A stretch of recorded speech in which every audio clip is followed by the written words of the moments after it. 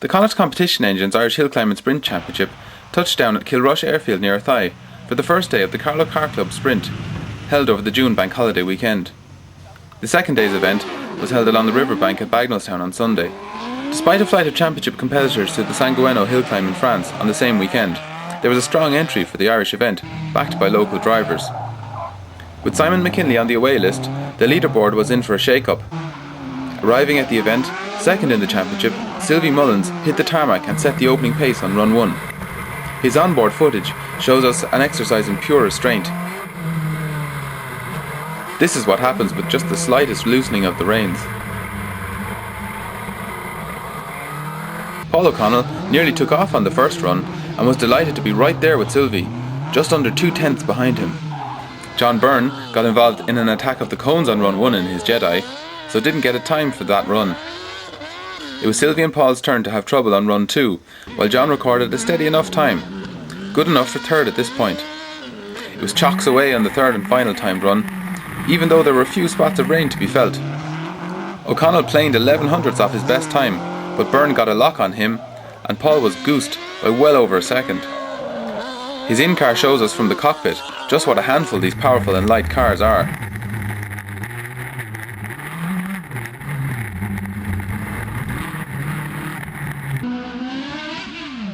Sylvie found a full 2 3/4 on the final run to land the win.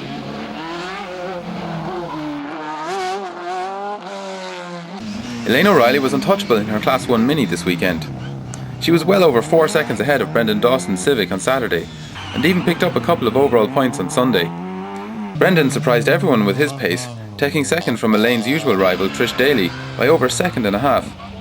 Trish prefers the open road to these made-up tracks, as she's proved at Ballyalbin. Senan O'Connor was the sole Cento representative on the weekend, a further 1.2 seconds behind Trish, borrowing Dermot Nolan's Endurance rally car. Unable to catch anyone, he played in the puddles on Sunday and scored some useful class points. Trish Daly re-established herself ahead of Brendan Dawson, who pushed hard to the end on day 2, but had a bit of trouble at the second chicane and had to settle for third. It was great to see James Doherty back in Class 2 to give Declan Cundlin a run for his money, with his mighty rear-wheel drive Starlet. You could hardly separate the two of them. Cungy's first run was identical to Doherty's third. They both went fastest on run 2, with the Starlet ahead of the Escort by just over half a second. Declan turned the tables on James at Bagnallstown on Sunday by just under 4/10. Ian Quinn in Class 3A was the first to actually take off, but Minis don't fly well, even if you do put the engine in the back. They're tough though, and Ian continued with maximum class points for the weekend. John Whitley was second, and his weekend wasn't without drama either, running very wide at the second chicane on Sunday.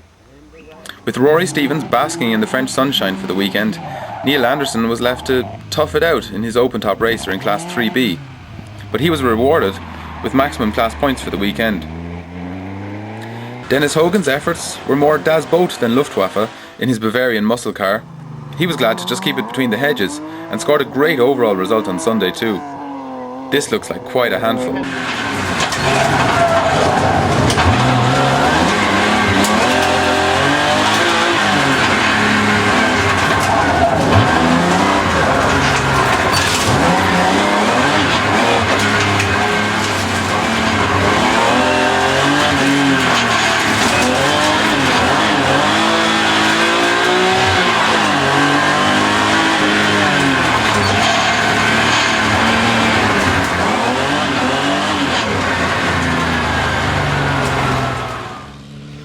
Frank Nuttall was the winner of the historic class on Saturday and on Sunday, having put his Knoll brake problems behind him.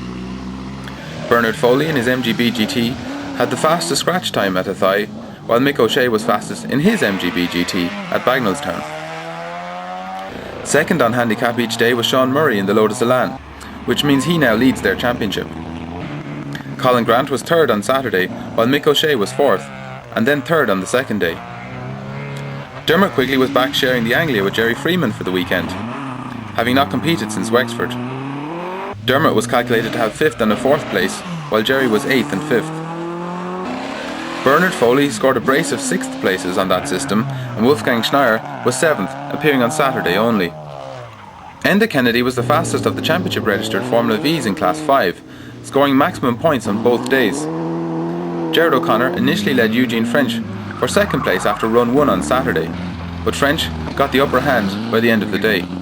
It was a similar story on Sunday, with Eugene faster again. Gerard's camera offers us another insight to the workout the drivers were getting on the tight airfield track.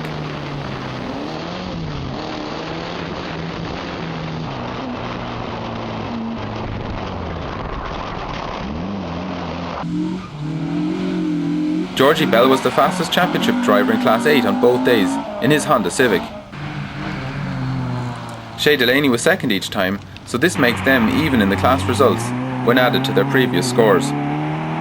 The remaining 2 weekends are back in Patrick Haughey's province, so hopefully we'll see him back for those. John Mahon scored 2 second places behind John Byrne, and they now share the lead in their Class 6. Brendan Keane scored well on Saturday in his Swallow, 3rd in Class 7 and 5th in the overall points. Brendan Harper endured this spin to take 4th at Athy and drove straight to 3rd in the class points at Bagnallstown in his Delta T81. At the head of the field, Sylvie Mullins was fastest after run 1 by over 2 seconds from Paul O'Connell, with John Byrne 3rd. Sylvie's pace slackened a bit while Paul O'Connell closed in by over a second on run 2. Byrne closed by even more and climbed to 2nd place. Mullins squeezed a further second out of his best time, as did O'Connell on the 3rd and final run, but no one expected what would happen next.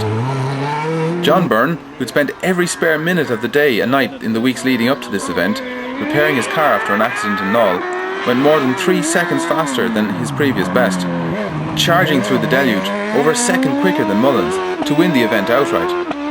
An incredible turnaround in just 3 weeks. These results in McKinley's absence put Mullins and O'Connell into 1st and 2nd overall. Drivers only count their best 8 scores from the 12 rounds, so it will be a close finish in the championship from here. McKinley's onboard from France of a demonstration run in the white Escort shows us why it was worth the trip. Simon was 2nd in the Masters category for drivers from the UK and Ireland, driving the Lant. Congratulations to him and Deirdre as they got engaged after the event, making it a perfect holiday.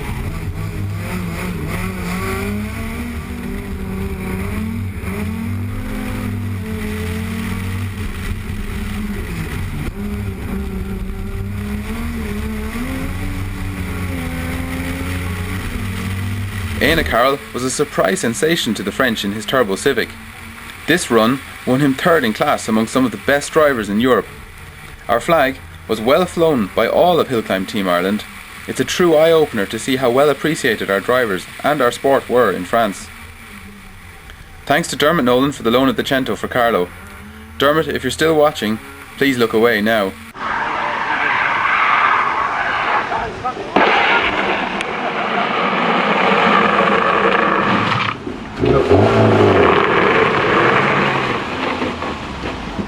I'll see you all in Kirkstown on 30th of June.